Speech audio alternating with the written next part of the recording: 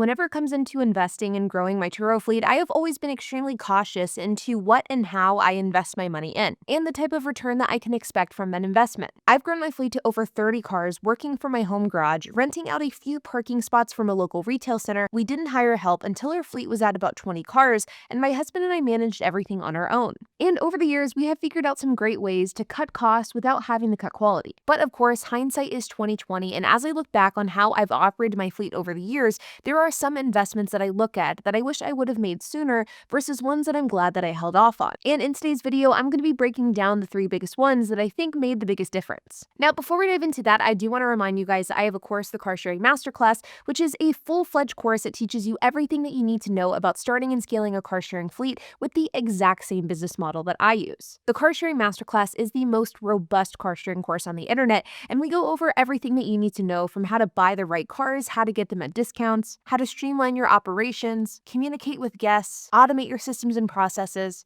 documents and resources, and so much more. The best part is that whenever you become a member of the Car Sharing Masterclass, you are a member forever, which means that you will gain access to any future iterations and improvements that we add. In fact, we are coming out with a 3.0 iteration later this year, which will have some major changes in it. And so if you buy the course today, you will gain access to that new iteration later on whenever it's released. And as a course member, you also get access to our private Discord and our monthly Zoom calls as well. Now, if you are interested in checking out the Car Sharing Masterclass, you can do so by clicking the link down in the description below and using the code OFFER100 to get $100 off. Now, the first investment that I want to talk about is a shop, or a place where you store your cars, do key exchanges, and potentially work on your vehicles as well. Looking back, this is an investment that I'm glad that I have held off on, and I'm glad that I was as cheap as possible with this for as long as I possibly could. Now, whenever I first started my Turo fleet back in 2017, I operated out of a business that I already owned. It was a different, unrelated business, and I sort of just did Turo on the side. But when that business closed, I moved and operated out of a few spaces that I rented from a landlord who owned a small office park in a residential neighborhood. He ended up selling the property a few years after I started working with him, at which point he kicked me out. So I then moved to a small retail center right down the street, and I've been there ever since. Currently, we pay $200 per month for a few spaces within a retail center, and it has worked out extremely well. This is where key exchanges take place, where guests pick up or drop off cars,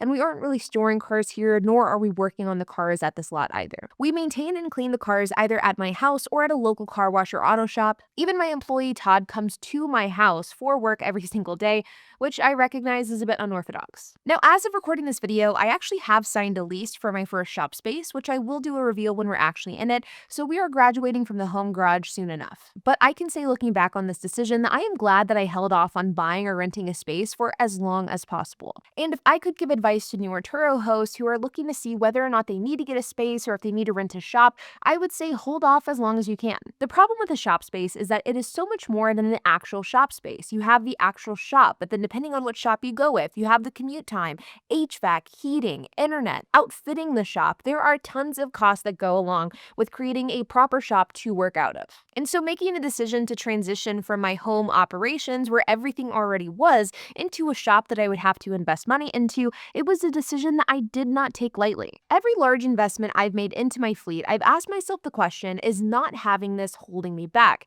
And if the answer is yes, as in yes, not making that investment will stop me from making money, then I will happily make that investment. But if the answer is either no or it's just unclear, then I will typically try to hold off on that investment as long as possible. And when it comes to a shop space, I think a lot of newer hosts think that you have to have a shop, a large lot, a proper location. But I think that my story and my business model prove that this isn't the case, because I grew my fleet to over 30 cars with just a few spaces in my home. If not having a shop isn't holding you back and it's purely a convenience play or a move you feel like you should make, take the cash you would spend on a shop and instead use that on another car. And if you feel as though you get to the point that not having a proper shop or parking lot or location is holding you back, ask yourself the question of how. For my fleet, what my husband and I did is we looked at the next 3 to 5 years and we asked ourselves, how would having a shop help us reach these goals either faster or more efficiently? And how would it be different than just working from home? And here are some of the conclusions that we came up with this discussion. First is a team. We want to be able to grow our team, and while my employee Todd has been a real trooper working out of our house,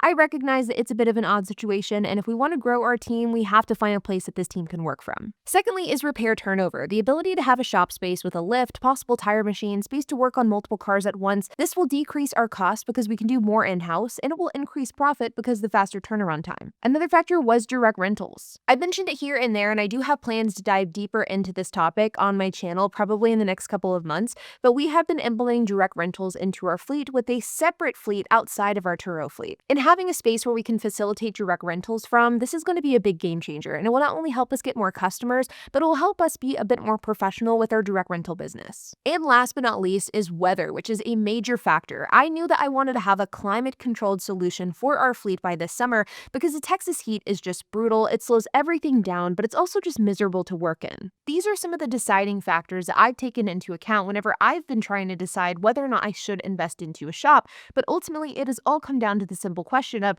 is a shop or lack thereof holding me back? And I think you'd be surprised at how long the answer to these questions is no, and how you can make things work for a very long time with a minimal investment and lack of a shop. The next investment I want to talk about is trackers. Now, this is small potatoes compared to the conversation of a shop, but what I can say is that earlier on in my Turo career, I was pretty anti-tracker. In fact, early in my YouTube career, I made videos talking about how I didn't think that everybody needed trackers. And while long ago I did retract that statement here on my channel, I can say confidently in 2025 that this was something I was so stupidly wrong about. I held off on buying trackers for my fleet until I had about a dozen vehicles, and in hindsight, this was just dumb. Now, my justification at the time felt solid, which was basically something to the effect of, my cars are so incredibly cheap that if I buy trackers for all of my vehicles, I'm basically halfway to just getting a new car altogether, and that money would be better spent just buying more cars rather than buying trackers. And in hindsight, that logic really doesn't stand up either, but at the time I did use it as a way to justify not investing into them. Trackers are one of the best investments that you can make for your fleet. And while you won't make a tangible ROI like you may get by buying a new car, the amount of time you'll save, it's a game changer. Trackers are so incredibly handy from a variety of perspectives. First is just knowing when your cars get returned. Back in the day, whenever I didn't have trackers, I would actually have to drive down to my lot, see if the car had been returned. If it hadn't been returned, I would go back home, come back 30 minutes later, and then rinse and repeat until the car was ready to be checked in. Today, this process is much easier. Not only can we see if a car is at our lot through the tracker app, but we also get notified whenever a car has arrived or left the geo area that we've set for our location, which means that we never go down to our lot expecting for a car to be there that isn't there. A huge benefit of trackers is missing cars and keeping track of cars that either haven't been returned, the guest isn't being responsive, they've been wrecked, they're missing, whatever the case is. In fact, as of this morning, whenever I was scripting this video, I was dealing with a guest who refused to return one of our cars. He was about 36 hours past due. He claimed that he was out of state and he was working his way back to our location, but I had tracking data showing that he had been driving around Dallas all morning long, and so he was just straight up lying. This happens very frequently when guests say that they're in a place that they're really not, that they're stuck in traffic when they're actually at home. It happens very, very frequently, and while oftentimes it's not that big of a deal, it's nice to know where our cars actually are whenever the guest isn't telling us the truth. And another huge slept-on benefit is vehicle diagnostic data.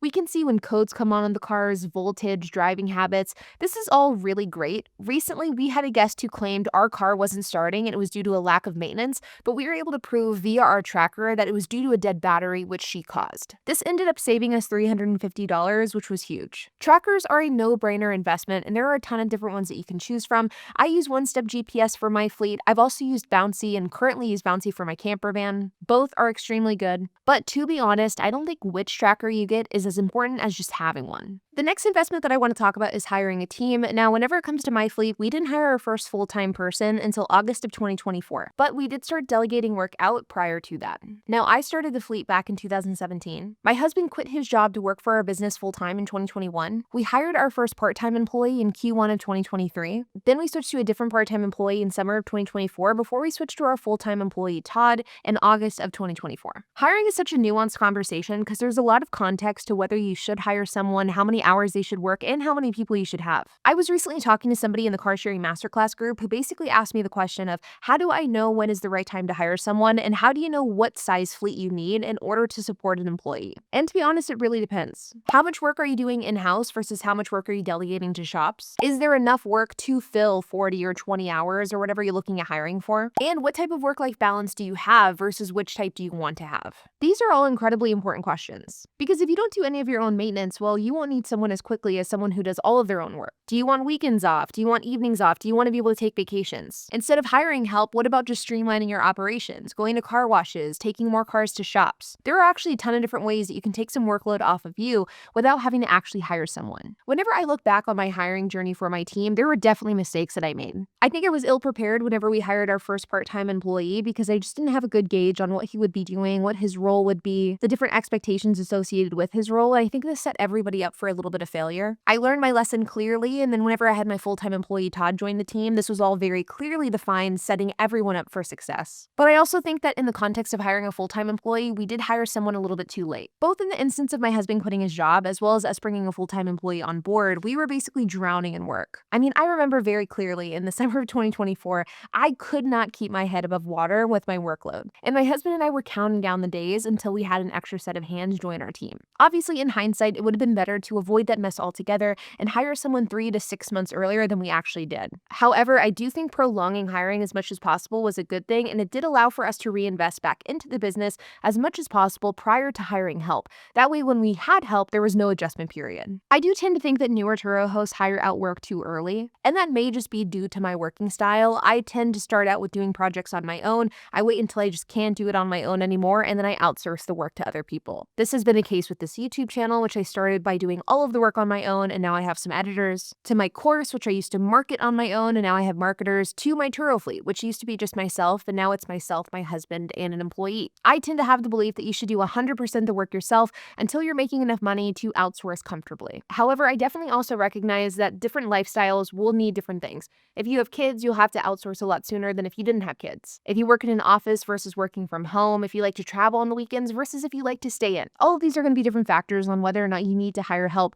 sooner or later, and they should be taken into consideration. Now, when planning out this video, I wanted to focus on the investments that I feel particularly strongly about. Ones that I've either debated on for years or ones that made a really big difference. And while the 3 that I've discussed so far are definitely meaningful investments in my fleet, there are, of course, other smaller investments that I've made over the years as well. Investing in proper tools for our home garage. How we paid employees. Originally, when we hired someone, we paid them a flat rate. That didn't work. We switched to hourly. That was better. And then we ultimately ended up settling on salary, which has been my far preferred method of payment. Even if paying salary is a lot more expensive than if you were to pay like cash under the table, which I wouldn't recommend doing. Investing in charging cables and ports for each car. Probably not something I would do again, and probably won't replace them whenever they're all broken or stolen. There are a ton of different investments that we made into our fleet, but none of them stick out to me like the 3 that I've discussed in this video. The investment of a shop, trackers, and a team. Like always, you guys, I hope that you enjoyed this video. If you have any questions, comments, if you have anything to add, I would love to hear it, so make sure to leave a comment down below. And while you guys are at it, make sure to hit the like button, hit the subscribe button, and hit the notification bell, and I will see you guys in the next video.